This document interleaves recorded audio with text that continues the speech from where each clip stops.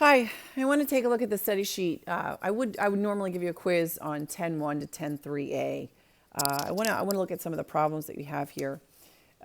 Here at the back, second page, I ask you to either use Gaussian or Gauss-Jordan elimination. And I want to show you how to do that on your graphing calculator. By hand, and again, it breaks my heart that we're not doing all of this old school by hand. We would take our... Maybe I will. Maybe I will. Maybe I'll show you how to do it by hand again.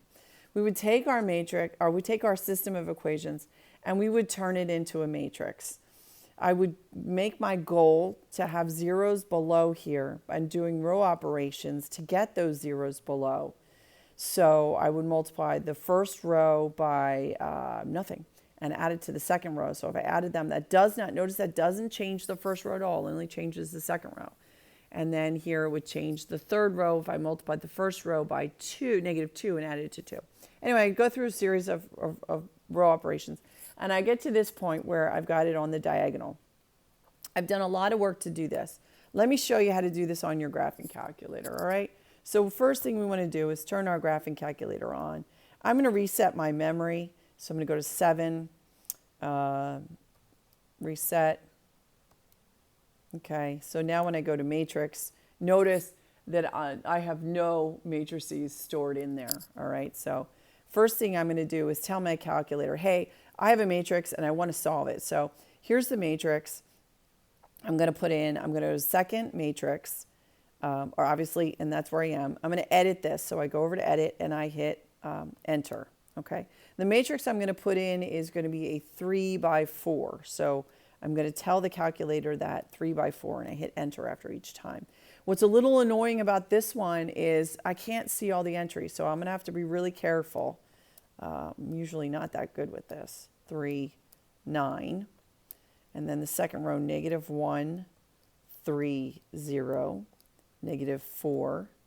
All right, and my last one, 2, -5, 5, and 17. All right, let me stop and make sure I have the right numbers before I get started. I have 1, -1, 2, 2, 3, -5, 3, 0, 5, and 9, -4, 17. All right. At any point, you guys, if you're having trouble, stop the video, watch it again, all right, if I'm going too fast for you. All right, so I'm going to quit this mode. So second quit. All right, so here I am. I'm working hard. I want to tell the calculator, hey, that matrix that I had before, so go to second matrix, go over to math, and scroll down to this command you have called REF. It's letter A, okay? Letter A. So go ahead and hit enter and say, hey, that matrix that I had before, which was called matrix A, see I'm in names, I hit enter. I want you to go ahead and put that in row echelon form for me. So I hit enter, and it goes ahead and it does that. Now notice that this is not what I got before.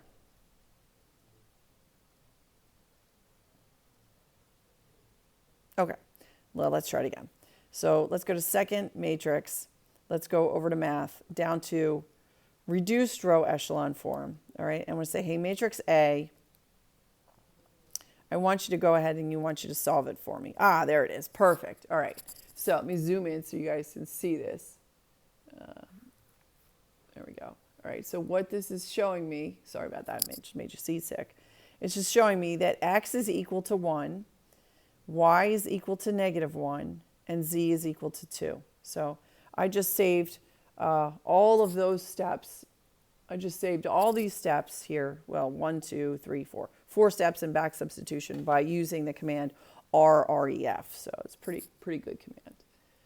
Give it a shot. Give it a shot.